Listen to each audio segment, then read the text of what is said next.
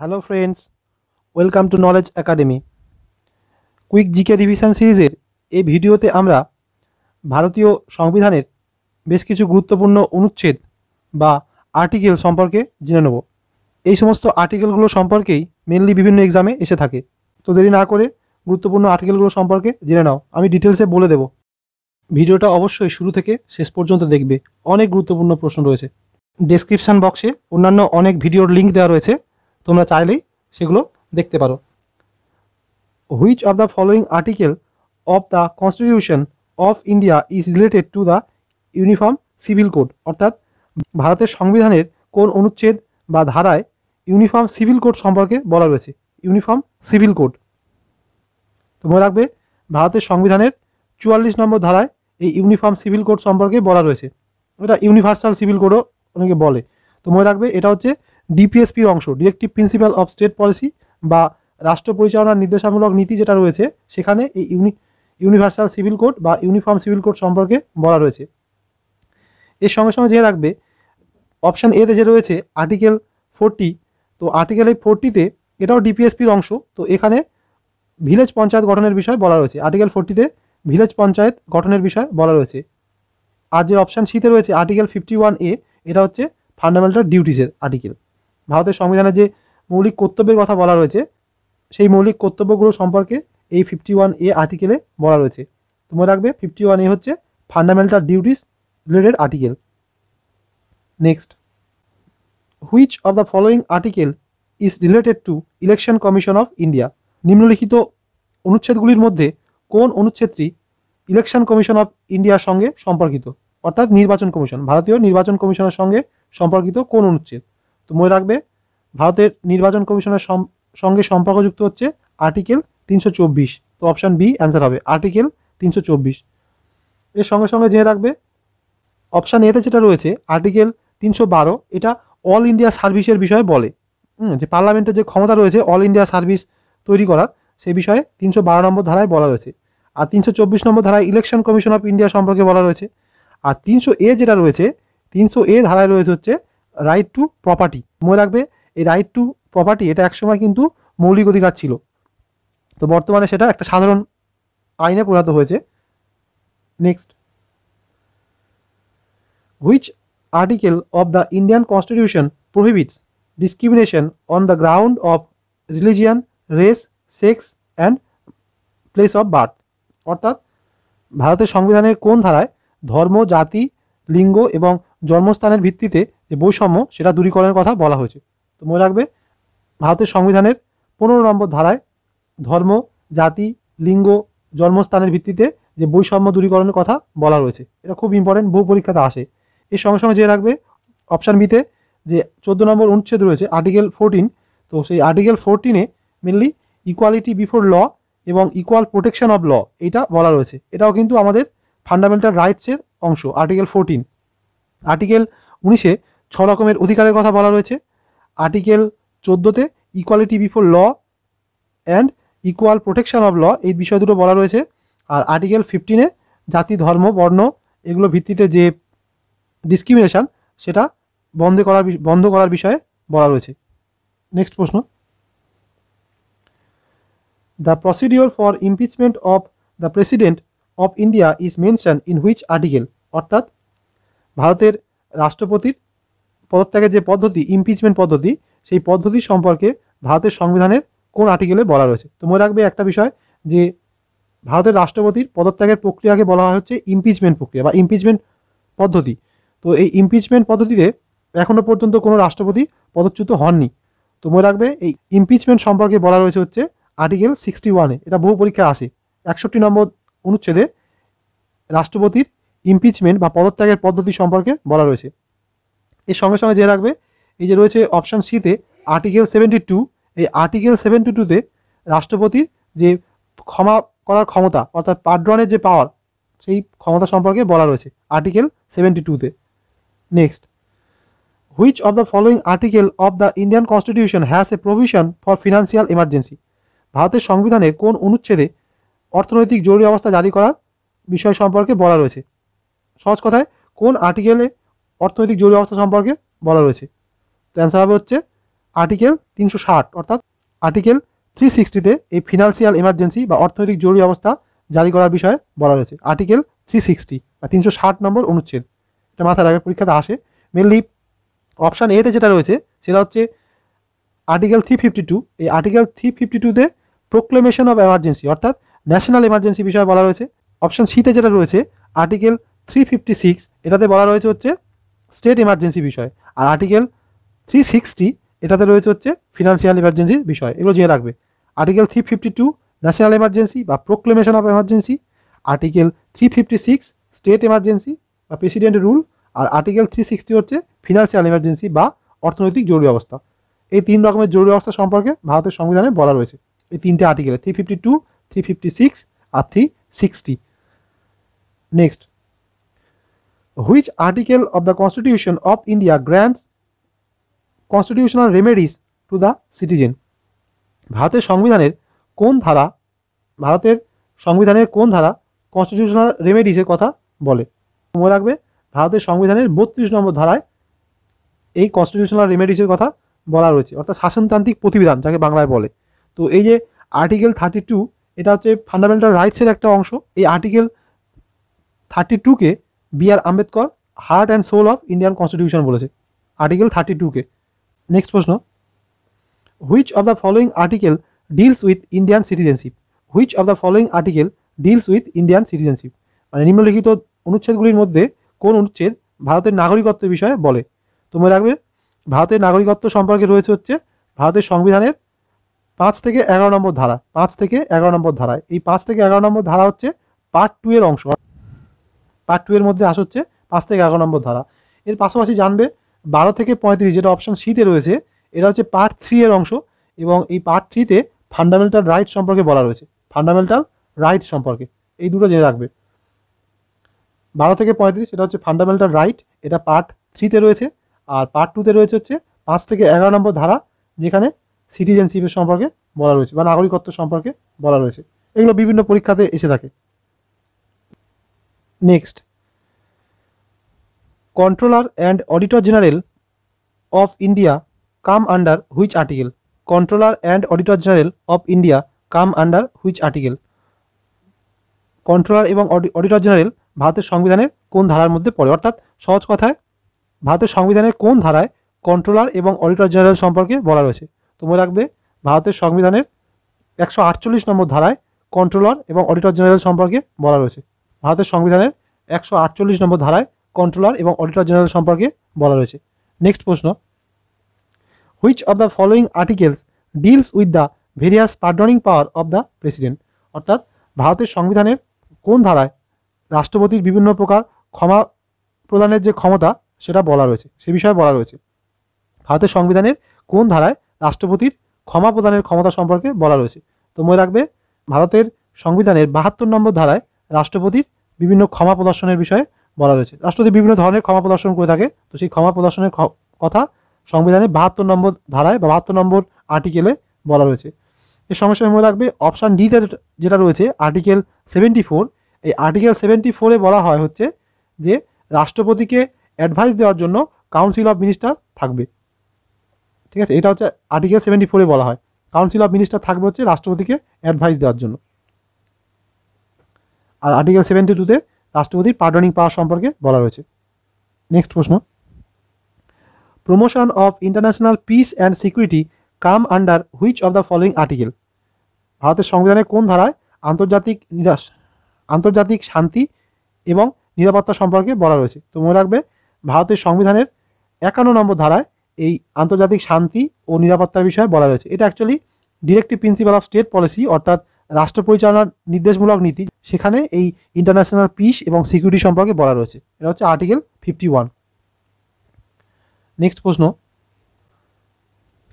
Finance commission is established under which article of Indian constitution? অর্থাৎ সহজ কথায়, ভারতের সংবিধানের কোন ধারা অনুসারে ফিনান্স কমিশন বা অর্থ কমিশন স্থাপন করা হয়?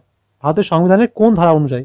তো মনে রাখবে, ভারতের সংবিধানের 280 নম্বর ধারা অনুযায়ী, অর্থাৎ আর্টিকেল 280 অনুযায়ী এই ফিনান্স কমিশন স্থাপন করা হয়েছে। মনে রাখবে যে রাষ্ট্রপতি ফিনান্স কমিশন স্থাপন করে, আর্টিকেল 280-তে এটা বিষয়ে বলা রয়েছে। নেক্সট প্রশ্ন, article 17 of the Indian constitution deal with the abolition of, মানে ভারতের সংবিধানের আর্টিকেল 17তে বা অনুচ্ছেদ 17তে কোন বিষয়ের অ্যাবলিশন সম্পর্কে বলা রয়েছে। ভারতের সংবিধানের 17 নম্বর ধারায় কোন বিষয়ের অ্যাবলিশন বা দূরীকরণের সম্পর্কে বলা রয়েছে। 17 নম্বর ধারায়, তো মনে রাখবে ভারতের সংবিধানের 17 নম্বর ধারায় অস্পৃশ্যতা দূরীকরণ অর্থাৎ অপশান এ আনটাচেবিলিটি এ বিষয়ে বলা রয়েছে। অস্পৃশ্যতা দূরীকরণের বিষয়ে 17 নম্বর ধারায় বলা রয়েছে। এবং 18 নম্বর ধারায় বলা হয়েছে হচ্ছে অ্যাবলিশন অফ টাইটেল, অর্থাৎ অপশান বি যেটা টাইটেলস অ্যাবলিশন, সেটা হচ্ছে 18 নম্বর ধারায় বলা হয়েছে। আর 17 নম্বর ধারায় আনটাচেবিলিটি অর্থাৎ অস্পৃশ্যতা দূরীকরণের বিষয়ে বলা রয়েছে। আর সতীত্ব তোমরা জানো ইতিহাসের অংশ, 1829 সালে উইলিয়াম বেন্টিং সতীদাহ প্রথা রদ করেছিল। এটা যারা পলিটির বিষয় নয়, এটা অ্যাকচুয়ালি হিস্ট্রির বিষয়। নেক্সট প্রশ্ন,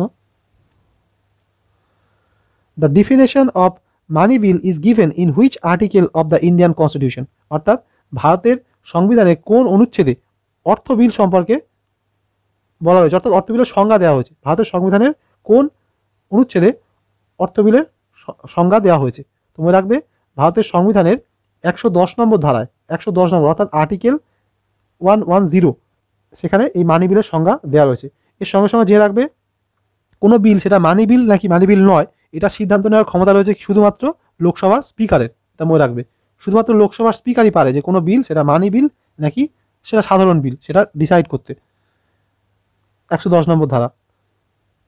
নেক্সট প্রশ্ন, which of the following article prohibits employment of children in factories, বা বলতে পারি যে ভারতের সংবিধানের কোন ধারায় শিশু শ্রমের দূরীকরণের বিষয়ে বলা রয়েছে।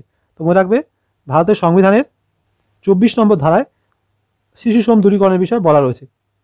14 বছরের কম বয়সী কোনো শিশুকেই কোনো ফ্যাক্টরির কাজে নেওয়া যাবে না। তো এই 24 নম্বর ধারা অনুযায়ী সেই বিষয়টা আছে। এর সঙ্গে সঙ্গে আর্টিকেল যে 21 রয়েছে, আর্টিকেল 21 অপশান এতে রয়েছে। এই 21-এ প্রোটেকশন অফ লাইফ এবং পার্সোনাল লিবার্টি সম্পর্কে বলা রয়েছে। Protection of life and personal liberty এই বিষয়টা বলা রয়েছে হচ্ছে আর্টিকেল 21। আর prohibition of employment of children in factories এটা বলা রয়েছে হচ্ছে আর্টিকেল 24-এ। এই দুটো বিষয় তোমরা জেনে রাখবে। নেক্সট প্রশ্ন, which article of the Indian constitution deals with formation of new state, মানে ভারতের সংবিধানের কোন অনুচ্ছেদ নতুন রাজ্য গঠনের বিষয়ে বলে, অর্থাৎ ভারতের সংবিধানের কোন ধারায় বা কোন অনুচ্ছেদে নতুন রাজ্য গঠনের বিষয়ে বলা রয়েছে। তো মনে রাখবে ভারতের সংবিধানের 3 নম্বর ধারায় এ বিষয়ে বলা রয়েছে নতুন রাজ্য গঠন। তো তোমাদের মনে এখানে অনেকের কনফিউশন থাকবে যে আর্টিকেল 2 আর আর্টিকেল 3 নিয়ে। তো মনে রাখবে আর্টিকেল 3-এ এটা বলা রয়েছে যে ভারতের যে সমস্ত রাজ্যগুলো বা কেন্দ্রশাসিত অঞ্চলগুলো রয়েছে সেটার বাউন্ডারি চেঞ্জ করে নতুন স্টেট তৈরি করা হবে, বাউন্ডারি চেঞ্জ করে, এটা মনে রাখবে। আর আর্টিকেল 2-এ বলা হয়েছে যে অন্য কোনো স্থান সেটা যদি ভারতের অন্তর্ভুক্ত হতে চায় তাকে কিভাবে ভারতের রাজ্য ঘোষণা করা হবে। ঠিক আছে, অর্থাৎ নতুন জায়গা যেটা ভারতের রাজ্য আগে ছিল না, ভারতের রাজ্য বা কেন্দ্রশাসিত অঞ্চল কিছুই ছিল না, সেটা যদি ভারতের রাজ্য হয় সেটা কিভাবে হবে সেটা বলা রয়েছে আর্টিকেল 2-তে। আর ভারতের রাজ্য ছিল কিন্তু কয়েকটা রাজ্যের কয়েকটা অংশ ভেঙে নতুন রাজ্য তৈরি করা হচ্ছে, সেই বিষয়ে বলা রয়েছে আর্টিকেল 3-তে। এই দুটো বিষয় অনেকে গুলিয়ে যায়, আর্টিকেল 2 আর আর্টিকেল 3 একটু ভালো করে তোমরা দেখে রাখবে। সিকিমের যে ভারতের অন্তর্ভুক্তি এটা কিন্তু আর্টিকেল 2 এর দ্বারাই হয়েছিল। এর সঙ্গে সঙ্গে যে রাখবে আর্টিকেল যে 1 রয়েছে, আর্টিকেল 1-এ name and the territory of the union, অর্থাৎ ভারতের যে নাম এবং ভারতের যে সীমানা সেই বিষয়ে বলা রয়েছে হচ্ছে আর্টিকেল 1-এ। এবং এর পাশাপাশি জেনে রাখবে 1 নম্বর ধারাতেই বলা রয়েছে India that is Bharat shall be a union of state, এই বিষয়টা কিন্তু আর্টিকেল 1-এ বলা রয়েছে। ঠিক আছে, আর আর্টিকেল 3-এ ভারতের নতুন রাজ্য গঠনের বিষয়ে বলা রয়েছে। অ্যাকচুয়ালি আর্টিকেল 2 আর 3 দুটোতেই বলা রয়েছে কিন্তু একটু কন্ডিশন আলাদা, একটু আগে যেগুলো বলেছি। Next, which of the following article of Indian constitution deals with all India service, অর্থাৎ ভারতের সংবিধানের কোন ধারা অল ইন্ডিয়া সার্ভিস সম্পর্কে সার্ভিসের বিষয়ে আলোচনা করে। ভারতের সংবিধানের কোন ধারায় অল ইন্ডিয়া সার্ভিস সম্পর্কে বলা রয়েছে। তো মনে রাখবে ভারতের সংবিধানের 312 নম্বর ধারায়, 312 নম্বর ধারায় অল ইন্ডিয়া সার্ভিসের কথা বলা রয়েছে। অর্থাৎ দু রকমের সার্ভিস, মেনলি দু রকমের সার্ভিসের কথাই বলা রয়েছে। একটা হচ্ছে ইন্ডিয়ান অ্যাডমিনিস্ট্রেটিভ সার্ভিস অর্থাৎ আইএস, আর একটা হচ্ছে ইন্ডিয়ান পুলিশ সার্ভিস অর্থাৎ আইপিএস। এই দুটো বিষয়ে বলা রয়েছে হচ্ছে ভারতের সংবিধানের 312 নম্বর ধারায়।